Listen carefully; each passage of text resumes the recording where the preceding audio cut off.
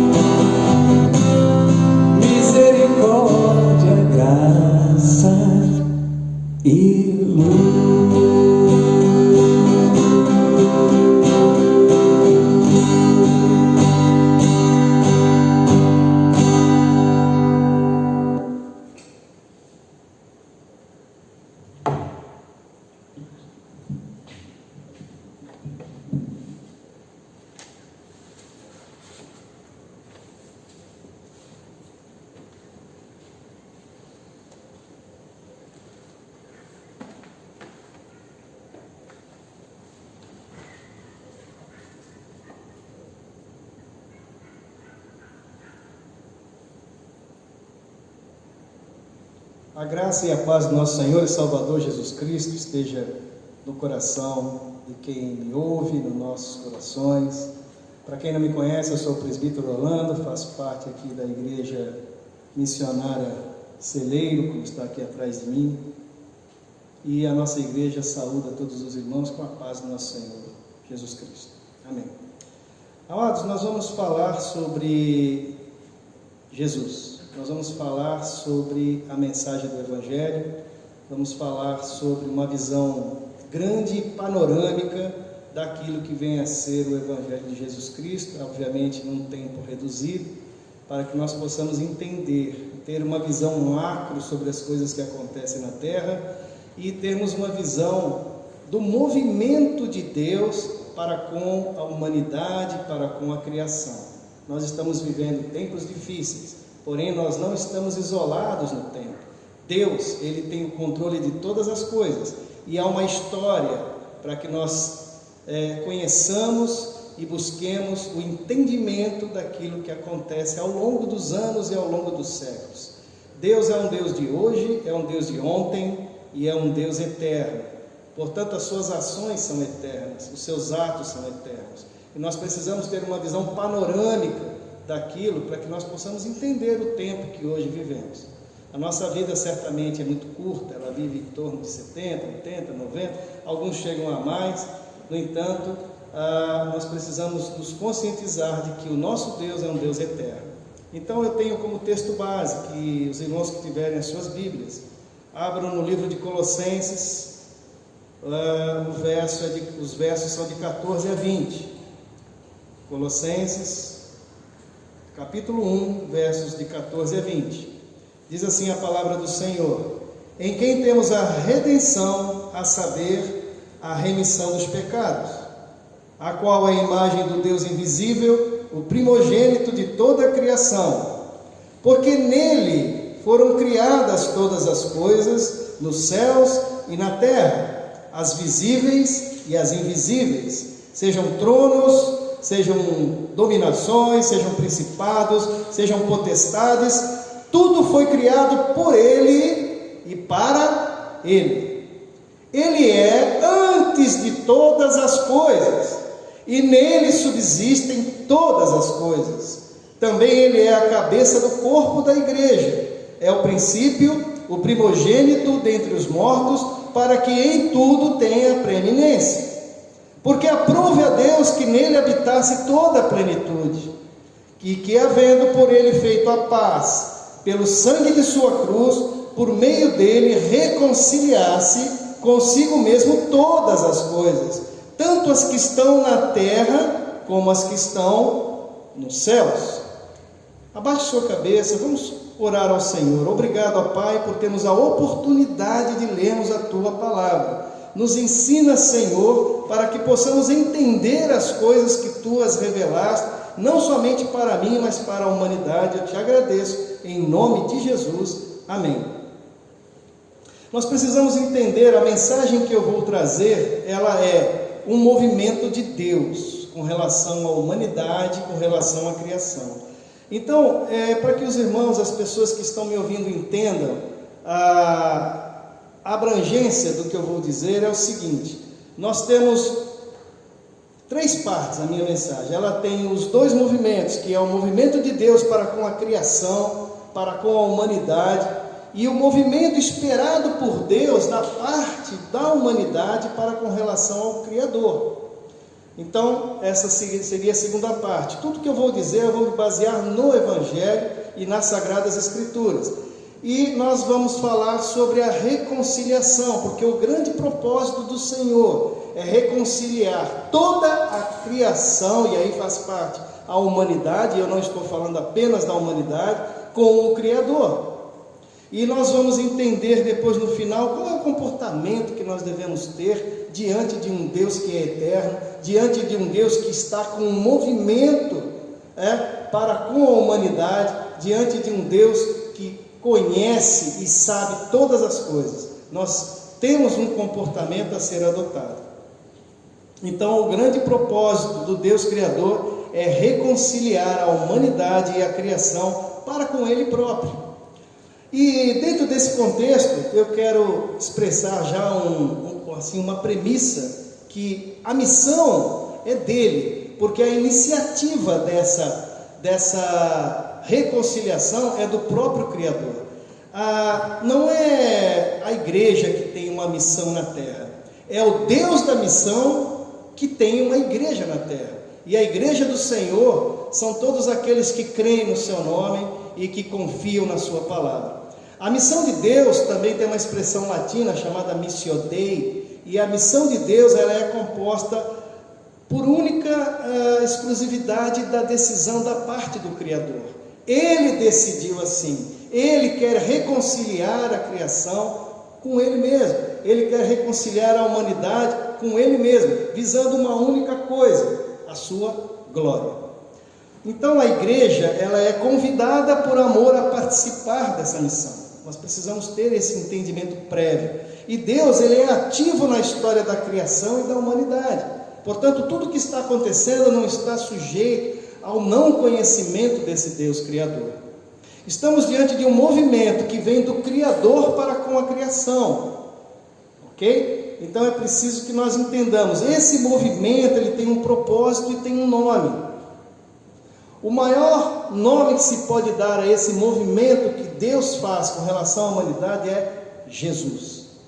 Jesus. Tudo é feito dele, por ele e para ele. Jesus é esse movimento da parte de Deus. Então, reconciliar toda a criação com o Criador para a sua glória. Portanto, a palavra-chave é reconciliação e a finalidade é a sua glória. Reconciliar não só a humanidade, mas toda a criação. Gostaria só de que os irmãos o anotassem, caso queiram, os que puderem, e os que não quiserem, eu vou ler aqui alguns trechos ainda da palavra de Deus, para que a gente tenha a noção clara de tudo isso que eu estou dizendo, considerando a palavra do Senhor, e não somente aquilo que eu falo. Eu queria relembrar a importância de Jesus Cristo numa visão que foi feita, porque como disse, Deus é o Deus de ontem, Deus é o Deus de hoje, Deus é o Deus de amanhã e de eternamente. Ele deu uma visão a um dos seus apóstolos, João, na ilha de Patmos, e essa visão ela está registrada em Apocalipse, no capítulo 5, versos de 1 a 5, e eu vou ler aqui para os irmãos, para as pessoas que estão me ouvindo. Diz assim a palavra do Senhor em Apocalipse, capítulo 5, versos 1 a 5. Vi na destra do que estava assentado sobre o trono, um livro escrito por dentro e por fora, bem selado com 7 selos. Vi também um anjo forte clamando com grande voz: quem é digno de abrir o livro e romper os seus selos? E ninguém no céu, nem na terra, nem debaixo da terra podia abrir o livro, nem olhar para ele. E eu chorava muito, porque não fora achado ninguém digno de abrir o livro, nem de olhar para ele. E disse-me um dentre os anciãos: não chores. Eis aqui o leão da tribo de Judá, a raiz de Davi, venceu para abrir o livro e romper os 7 selos. Jesus Cristo. Então, amados, essa visão que João teve na ilha de Patmos, ela coloca Jesus como aquele que é o único digno de abrir o livro. O livro a que se refere a palavra do Senhor, o rolo, contém a revelação de Deus, tanto que o Apocalipse ela é o livro das revelações, do que Deus determinou, não somente para o tempo presente, mas determinou para o futuro e para a eternidade. Descreve como um mundo que será julgado, e o bem e o triunfo final da vontade de Deus e o seu povo sobre todo o mal. Quando cada selo é aberto, é como se um conteúdo, uma parte profética estivesse se realizando daquilo que Deus se deixou revelar ao homem. O leão da tribo de Judá, a raiz de Davi, aquele que venceu, é Jesus Cristo, e ele foi encontrado como o único digno de abrir o livro e desatar os seus selos. No começo do texto que nós lemos, nós falamos sobre 2 palavras muito interessantes e que tem tudo a ver para que seja explicado nesse momento. Ele fala sobre remissão e sobre redenção. Fala sobre redenção e remissão. Como diz no começo, né? Diz aqui no verso 14 de Colossenses 1 a 14, 20, que foi o que eu li: em que temos a redenção, a saber, a remissão dos pecados. E eu gostaria de citar aqui um texto não bíblico, é um dicionário que tem o significado da palavra redenção e remissão. Redenção, pelo dicionário online de português, diz assim, antes disso eu diria assim, redenção e remissão são dois substantivos, que redundam em verbos, ou seja, a palavra remissão, quem age em remissão age pela palavra remir, e remir é um verbo, exige uma ação, assim como também redenção. Então, remissão é a ação ou efeito de remitir, de perdoar, de conceder o perdão, a absolvição, sentimento de compaixão, de misericórdia, indulgência, ausência de força ou energia, isso é remissão. Redenção significa redimir, né? Que é fazer a reparação de um erro, um crime, uma falta, retratar, redimir os condenados, enfim, a palavra que está no dicionário é essa. O significado disso para nós é o seguinte: redenção é um pagamento de uma dívida, né? O sangue de Jesus, ele foi o preço da nossa redenção. Então, por isso que se diz que Jesus nos deu a redenção, ou seja, Ele pagou a nossa dívida e nos fez livres de uma condenação. Alguém poderia perguntar, mas se Deus é onipotente, onisciente, onipresente, por que Ele nos livra? E nos livra do quê e de quem? O Senhor, Ele nos livra da sua justiça, porque o Senhor é justo, e Ele é santo, e Ele criou os céus e a terra, e Ele não pactua com o pecado. E o homem pecou, como as pessoas já leram em Gênesis, e esse pecado nos acompanha até hoje, mas o Senhor já deu a solução para esta situação, porque nós temos a reconciliação dada por Jesus Cristo, e isto vem de Deus e não de nós. Então a primeira ação que nós temos que ter conhecimento é qual foi a atitude, qual foi a ação que Deus tomou. E aí eu lembro de João 3,16, porque Deus amou o homem de tal maneira que deu a ele o seu Filho unigênito para todo aquele que nele crê não morra, mas tenha vida eterna. Então Deus tomou uma iniciativa, Deus fez uma ação com relação ao homem, com relação à humanidade, e não somente com relação a este, mas também fez uma ação com relação a toda a criação, e Deus vai restaurar toda a criação. Portanto, nós temos a remissão e a redenção dos nossos pecados com relação àquilo que está, no caso assim, já declarado e prometido pelo Senhor. São promessas do Senhor. Bom, movimento de Deus com relação ao homem, porque Deus amou o homem de tal maneira, portanto isso veio da parte dele. Nós não amamos a Deus primeiro para que Deus nos amasse depois, não. Nós não fizemos boas obras para que Deus tivesse, olha como eles são bons, então por isso eu vou mandar o meu Filho unigênito. Não, o Senhor tomou a decisão de reconciliar toda a criação, toda a humanidade para com Ele próprio, Deus Criador. E aí existe uma visão que nós temos que ter. Deus é eterno e Ele continuará eterno e nos promete vida eterna. Então, dentro do conceito de eternidade, em algum dado momento Deus criou os céus e a terra, ok? E aí num dado momento o pecado também entrou naquilo que Ele criou, e Jesus Cristo então veio como reconciliador daquilo que se quebrou para com relação ao Criador. Só que isso tem um caminho, e o caminho é o da fé. Então eu falo a todos os que creem, e falo também aos que não creem, que a palavra do Senhor é para toda a humanidade, e não somente para os que creem. Os que creem recebem as promessas que estão contidas para os que creem, e os que não creem recebem as promessas que estão contidas na palavra para os que não creem. Mas eu entendo que todo aquele que crê deve dizer: o Senhor é meu pastor e nada me faltará. E aquele que não crê, passe a crer, porque as promessas do Senhor são mais abundantes do que a nossa vida aqui na terra, porque são palavras de vida eterna. Agora, da mesma forma que Deus criou um movimento da parte do Criador para com a humanidade, para com a criação, há que se esperar uma resposta da criação ou da humanidade para com o Criador.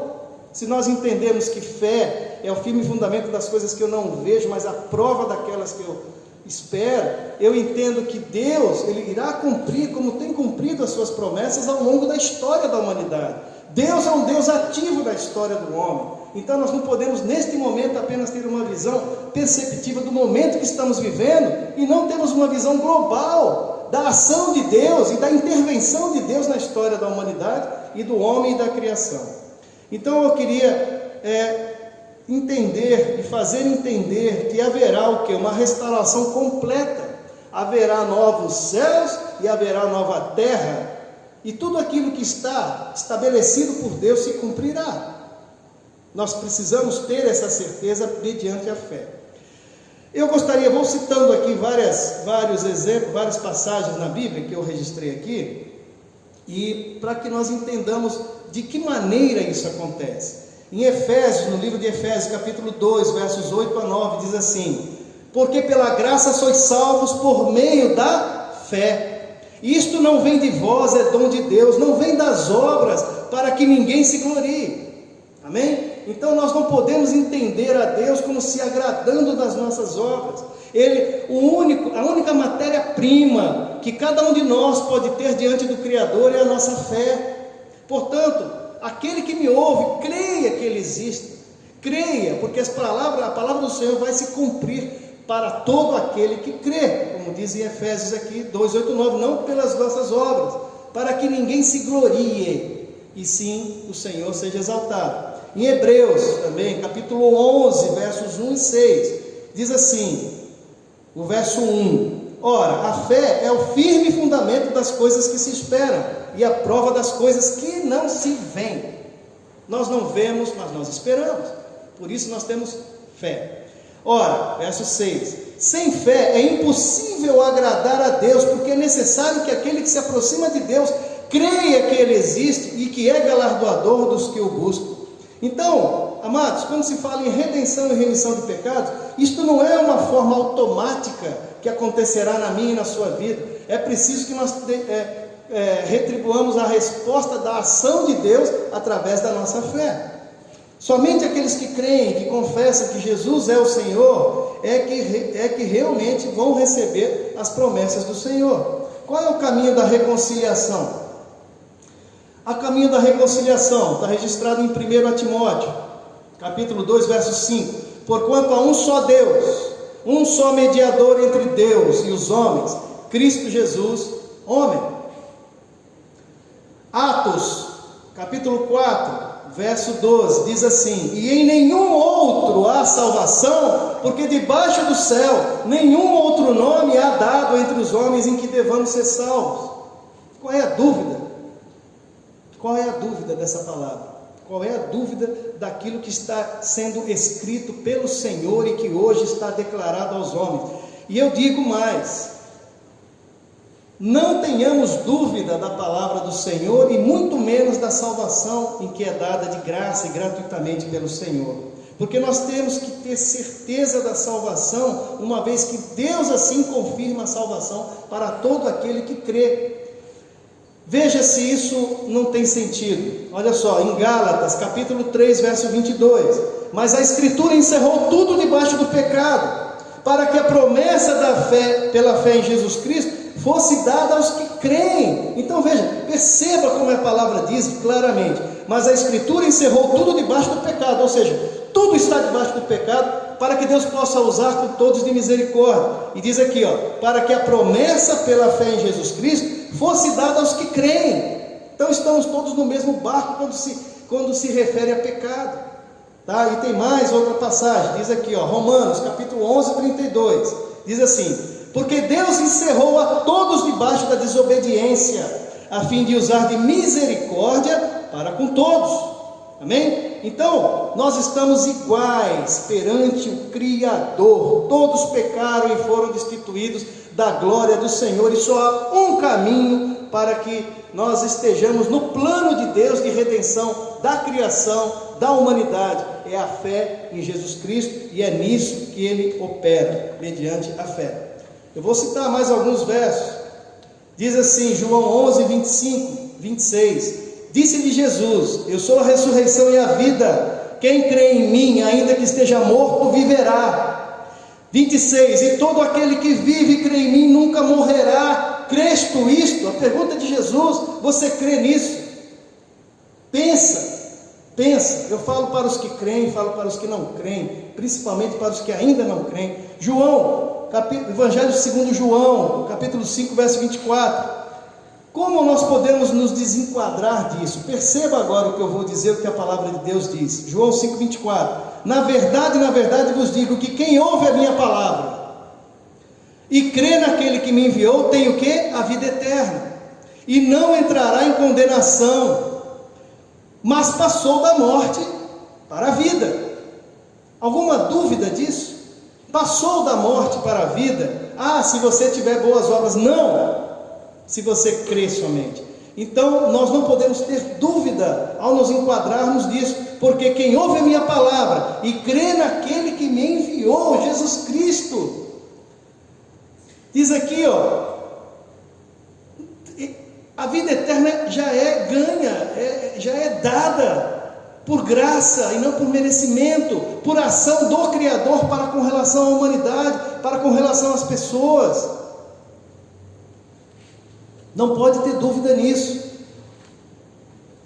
Quer mais? Vamos lá, Romanos 8, verso 1, 18 e 25 diz assim: portanto agora nenhuma condenação há para os que estão em Cristo Jesus, que não andam segundo a carne, mas segundo o Espírito. Verso 18: pois tenho para mim que as aflições deste tempo presente não são para se comparar com a glória que nos há de ser revelada. Glória a Deus por isso. Mas se esperamos o que não vemos, com paciência esperamos. Romanos capítulo 5, verso 21 diz: para que assim como o pecado veio para reinar a morte, assim também viesse a reinar a graça pela justiça para a vida eterna, por Jesus Cristo nosso Senhor. E gostaria de finalizar não apenas dizendo a questão simples de dizer, olha, você precisa ter fé, você precisa entender o que é o Evangelho de Cristo, o que é a criação, quem é o Deus Criador. Ele é onipotente, onisciente, onipresente, Ele é eterno, Ele tem um propósito. A missão de Deus tem um propósito originada por Ele, e ela se compila, ela se finaliza, ela se externiza por Jesus Cristo. Eu gostaria então, como parte final, dizer qual é o comportamento que nós, como seres humanos, temos que ter diante do Criador. Então, já que a magnitude dele excede ao nosso entendimento, porque muitas vezes nós, pelo nosso egocentrismo, nós achamos que as coisas acontecem conosco e acabamos centralizando somente na nossa vida as coisas que acontecem na nossa vida, porque é a nossa vida. Mas nós temos que ter uma visão global da criação, do Criador e do Evangelho de Jesus Cristo. Está registrado em Colossenses capítulo 3, versos 1 a 4 e de 12 a 15. Agora, para você que crê e que passou a crer a partir deste momento, diz a palavra do Senhor: portanto, se já ressuscitastes com Cristo, buscai as coisas que são de cima, onde Cristo está assentado à destra de Deus. Pensai nas coisas que são de cima e não nas que são da terra, porque se já estáis mortos e a vossa vida está escondida com Cristo em Deus, quando Cristo, que é a nossa vida, se manifestar, então também vós vos manifestareis com Ele em glória.